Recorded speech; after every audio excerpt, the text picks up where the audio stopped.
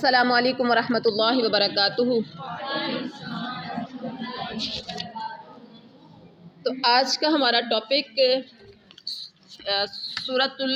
کیا ہے؟ ترجمۃ القرآن المجید سورۃ الشعراء، 9th کلاس کا یہ ٹاپک ہے۔ سورۃ الشعراء، سورۃ الشعراء کے جو ہمارا سوال نمبر 2 ہے، پہلے ہم نے کیا تھا؟ سوال نمبر 1 سورۃ الشعراء کا تعارف اور اس کے مضامین، اور اب دوسرا ہے سوال نمبر 2 سورۃ الشعراء کے علمی اور عملی، علمی و عملی یعنی علم کے لحاظ سے اور عمل کے لحاظ سے جو نکات ہیں۔ اب آپ نے یہاں پر بڑے یہ اہم ہے، بڑے ضروری ہیں، آپ نے ان پہ غور کرنا ہے ذرا۔ سورۃ الشعراء کے مطالعے سے اب آپ مطالعہ اپنے پورا اچھے سے اس کو بار بار دیکھنا ہے، بار بار دیکھنا ہے، پھر آپ کو مزید وہ علمی اور عملی یاد رٹا لگانے کی ضرورت نہیں پڑے گی، انشاءاللہ آپ کے ذہن میں وہ راسخ ہو جائیں گے۔ کچھ تو ہم نے سورۃ الشعراء کے تعارف میں ہی مطلب کچھ انبیاء کا تذکرہ اور اس طرح سے ہم نے دیکھا ہے ابھی۔ تو سورۃ الشعراء کے مطالعے سے جو علمی اور عملی نکات معلوم ہوتے ہیں ان میں سے کچھ یہ ہیں۔ نمبر 1، قرآن مجید اللہ کی طرف سے ایک روشن کتاب ہے، جو پہلی آیت میں بڑی خوبصورت انداز میں اللہ تعالیٰ نے بیان کیا۔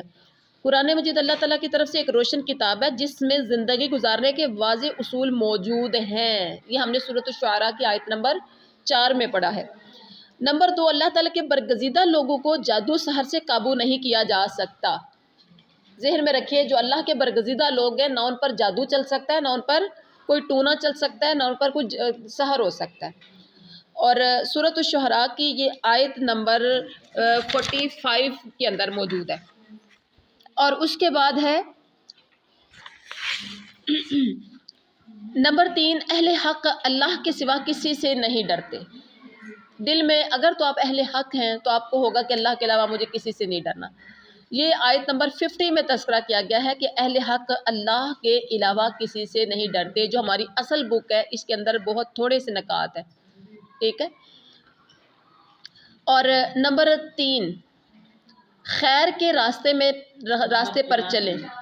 نمبر 4، خیر کے راستے پر چلیں تو سمندر بھی راستے چھوڑ دیتا ہے۔ خیر کے راستے پر چلیں تو سمندر بھی راستے چھوڑ دیتا ہے۔ یہ سورۃ الشعراء کی آیت نمبر 63۔ کس کے لیے آج سمندر نے راستہ چھوڑ دیا تھا؟ حضرت موسیٰ علیہ السلام کے۔ یعنی آپ یہ لفظ، یہ آیت کا ترجمہ اتنا سا بس، یعنی آپ نے مفہوم پڑھا تو آپ کو کیا فوراً سمندر بھی راستے چھوڑ دیتا ہے، مطلب کس کے لیے؟ حضرت موسیٰ کے لیے چھوڑا۔ تو اگر موسیٰ کے لیے سمندر راستے چھوڑ سکتا ہے تو ہمارے لیے بھی چھوڑ سکتا ہے۔ ایمان اور یقین آپ کا پختہ ہونا چاہیے۔ نمبر 5، بیماری میں شفا عطا کرنے والی ذات اللہ تعالیٰ کی ہے۔ سورۃ الشعراء کی آیت نمبر 80 میں بتایا گیا ہے۔ اور روز قیامت نہ مال فائدہ دے گا نہ اولاد، اس لیے پرہیزگاری اختیار کرو۔ اسی لیے پرہیزگاری، قیامت کے دن نہ مال، نہ اولاد، نہ رشتہ دار، نہ عزیز و اقارب، نہ آپ کا سٹیٹس، نہ مال و دولت، کچھ بھی کام نہیں آئے گا۔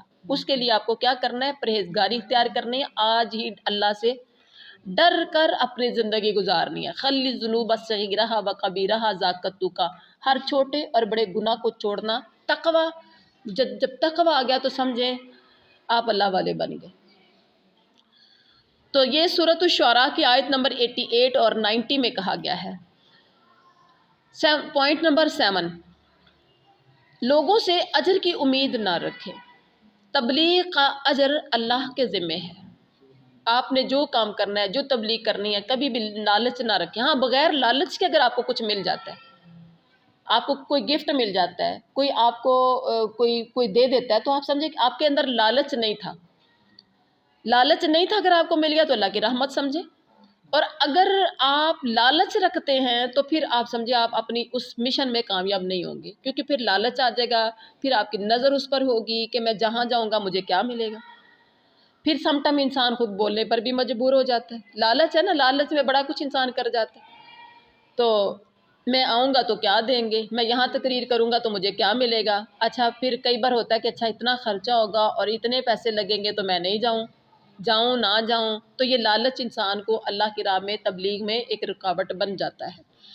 تو اس کے لیے کیا ہے کہ لوگوں سے اجر کی امید نہ رکھیں، تبلیغ کا اجر اللہ کے ذمہ ہے۔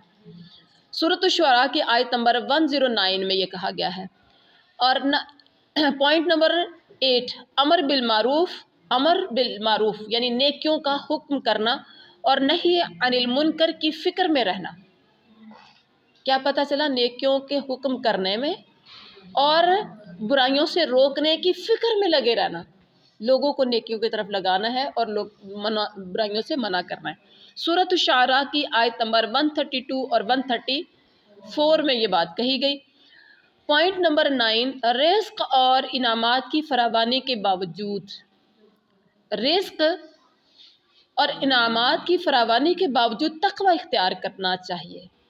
رزق آپ کے پاس جتنا بھی آ جائے، اللہ کا ڈر، اللہ کا خوف آپ کے دل میں رہنا چاہیے۔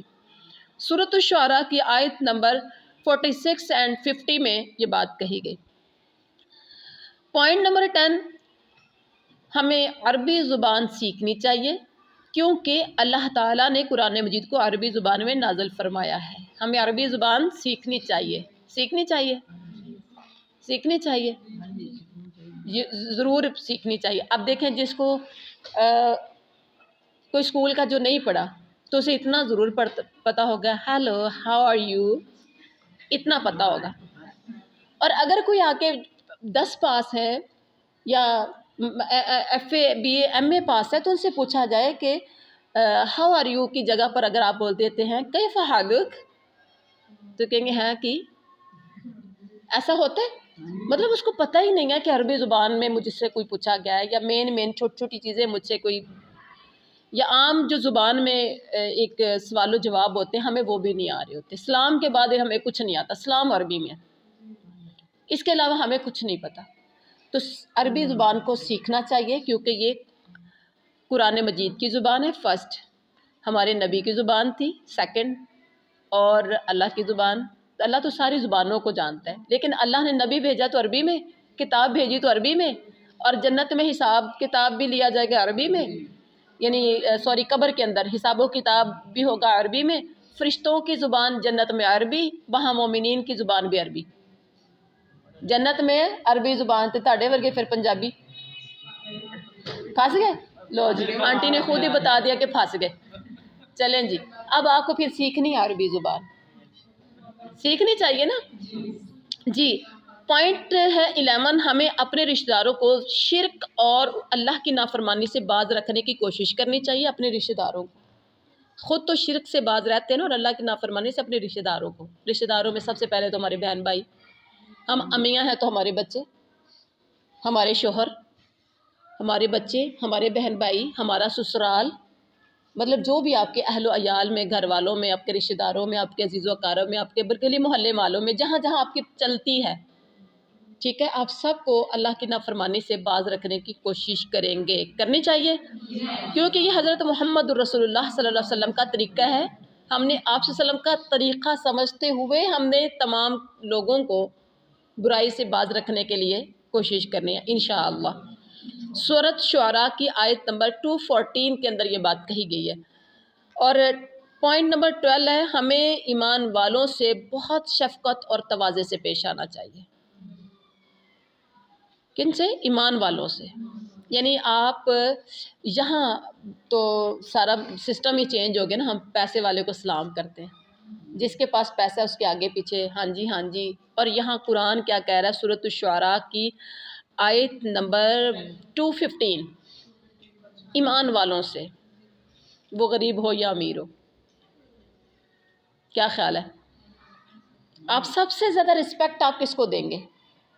سب سے زیادہ آپ عزت اور احترام کس کو دیں گے؟ جس سے ساری جتنی بیویاں آپ کے گھر میں آتی ہیں، جو سب سے زیادہ ایمان والا ہے، جس کے پاس سب سے زیادہ علم ہے، جو سب سے زیادہ ایمان والا نیک شخص ہے، آپ اس کی عزت احترام زیادہ کریں، پیسے کو سلام نہ کریں، آپ سلام کریں ایمان کی بیس پر۔ یہ سورۃ الشعراء کی آیت نمبر 215 میں کہا گیا۔ اور پوائنٹ نمبر 13 میں آپ نے کیا پڑھا؟ شیطان جھوٹے اور گنہگار لوگوں کا ساتھی ہے۔ اب آپ دیکھیے آپ نے کس کو ساتھی بنانا ہے؟ پھر یقیناً شیطان ساتھی ہے گنہگار اور جھوٹوں کا، اور رحمان ساتھی ہے نیک لوگوں کا، ایمان والوں کا۔ اب آپ اپنے آپ کو کس کیٹیگری میں شامل کریں گے؟ ٹھیک ہے، ٹی وی کے پیچھے، فلموں کے پیچھے، ڈراموں کے فلمیں، سانگ کے پیچھے، ٹک ٹاک کے پیچھے بیڑا غرق کر دیا ٹک ٹاکرز نے اور اس طرح کی ان چیزوں نے. تو یہ ان چیزوں کے پیچھے ہیں، تو آپ پھر بھی کہیں کہ جی میں تو رحمان کی بندی ہوں، جلدی جلدی میں نے کام نپٹا کے تو میں نے ٹک ٹاک دیکھنے ہیں، جلدی جلدی کام دکھا کے میں نے